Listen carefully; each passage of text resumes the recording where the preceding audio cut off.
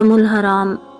اس دن امام حسین علیہ السلام بیٹیوں اور ساتھیوں کے ساتھ وارد کربلا ہوئے۔ آپ علیہ السلام کا گھوڑا اس زمین پر پہنچ کر آگے نہیں بڑھا تو امام نے لوگوں سے پوچھا، اس زمین کا کیا نام ہے؟ کسی نے کہا غازریہ تو کسی نے کہا شاطئ الفرات۔ آپ علیہ السلام نے کہا، کوئی اور نام بھی ہے؟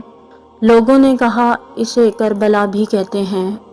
اس وقت امام نے ایک سرد آہ بھری اور روتے ہوئے فرمایا، اے میرے اللہ، میں پناہ مانگتا ہوں کرب و بلا سے۔